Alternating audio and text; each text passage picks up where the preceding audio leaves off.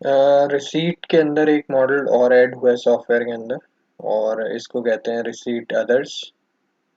Receipt other जो है वो एक कलेक्शन पॉइंट है, जिसमें अगर आप कोई भी रिसीट अदर देन आपकी जो एक्चुअल फ़ी रिसीट है उसके अलावा प्रोसेस करना चाहते हैं, या कोई और चीज़ सेल करना चाहते हैं, तो आप यहाँ से उसको कंट्रोल कर सकते हैं। इसके लिए सबसे पहले आपने कलेक्शन मेन्यू के अंदर ड्रॉप डाउन कलेक्शन के ड्रॉप डाउन मेन्यू में आपने रिसीट अदर को ओपन करना है। जब आप इसको क्लिक करेंगे तो आपके सामने ये विंडो अपीयर हो जाएगी। इसमें आपके पास सबसे पहले रिसीट नंबर आ रहा है, फिर आपके पास जीआरएन नंबर आ रहा है, फिर आपके पास स्टूडेंट या जो भी बाय कर रहा है कोई भी चीज़ उसका नाम आ रहा है, उसके बाद मोबाइल नंबर आ रहा है, उसके बाद मेथड ऑफ पेमेंट आ रहा है। जीआरएन नंबर अगर आप इसलिए दिया गया है कि अगर आपका कोई एग्जिस्टिंग इन हाउस स्टूडेंट है या किसी भी स्टूडेंट ने अगर कोई परचेजिंग करनी है और आप उसको सेपरेटली जो है वो रिकॉर्ड करना चाहते हैं, तो उसके लिए आप इस मॉड्यूल से एडवांटेज ले सकते हैं। ये आपको बेनिफिट होगा इसका। जैसे एक जीआरएन है, फॉर एग्जांपल जीआरएन नंबर 2, अगर मैं इसको प्रेस करता हूँ तो मेरे सामने स्टूडेंट का नाम, उसका मोबाइल नंबर ऑटोमेटिकली अपीयर हो जाएगा। उसके बाद मेरे पास ऑप्शनल है कि मैं ग्रुप क्लास सेक्शन सेलेक्ट कर लूँ, तो मैं अगर ग्रुप क्लास सेक्शन सेलेक्ट करना चाहता हूँ तो वो भी कर लेता हूँ। यहाँ मेरे पास सारे group class sections already drop down menu में अवेलेबल हैं, जो कि मेरे यहाँ इन प्रोसेस हैं इस वक्त मेरे सॉफ्टवेयर में। तो लेट सपोज कि अगर मैं इसको साइंस नाइन्थ और सेक्शन ए सेलेक्ट कर लेता हूँ तो ये डेटा मेरे पास अवेलेबल हो जाएगा। अब इसमें दो जो इस अदर रिसीट जो है इसके अंदर जो दो मेजर चीज़ें हैं वो एक मेन कैटेगरी है और एक सब कैटेगरी है।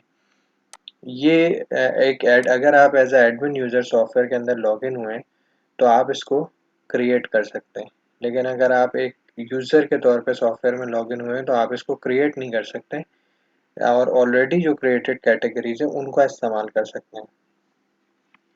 इस वक्त मैं आपको जो चीज़ नज़र आ रही है उसमें हम admin as admin user login है, इसलिए हम यहाँ इसको क्रिएट कर सकते हैं।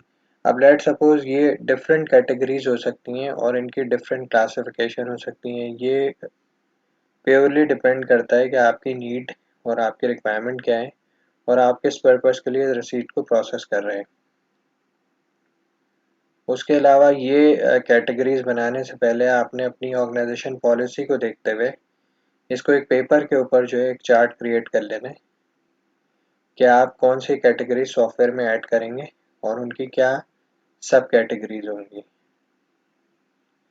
अगर आप बगैर सोचे समझे कैटेगरीज ऐड कर देंगे तो वो डिलीट सॉफ्टवेयर से ऐसे नहीं हो सकती और वो अनडू नहीं होंगी और ना वो इनएक्टिव होंगे। तो आपने बहुत देखभाल करके अपनी कैटेगरीज और सब कैटेगरीज को डिज़ाइन करना है। मैं जैसे यहाँ पे क्रिएट करता हूँ कैटेगरी कॉपीज़।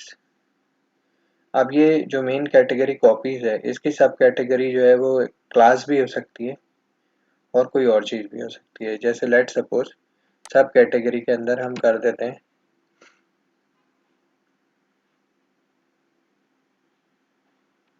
क्लास 6 डैश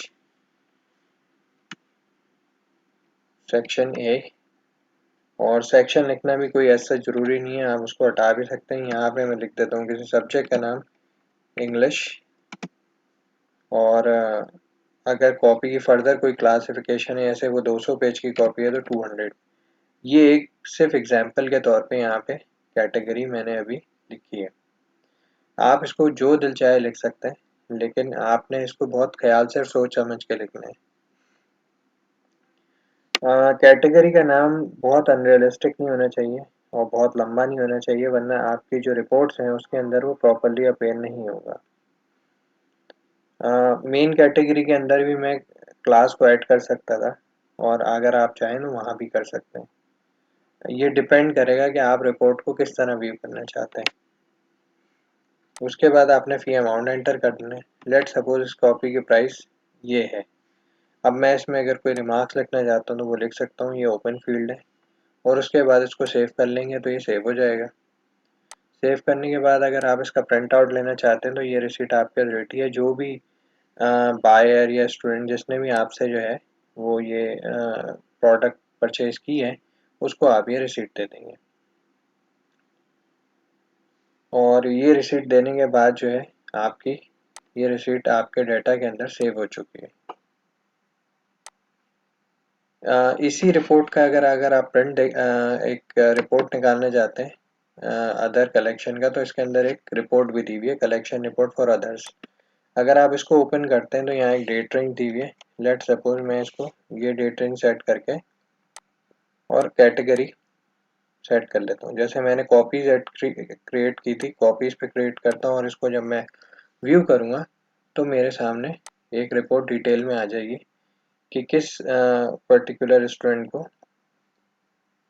क्या प्रोडक्ट जो है वो सेल की गई और उसकी क्या सब कैटेगरी थी और उसके अगेंस्ट क्या अमाउंट रिसीव हुआ था। ये एक सिंपल रिपोर्ट है।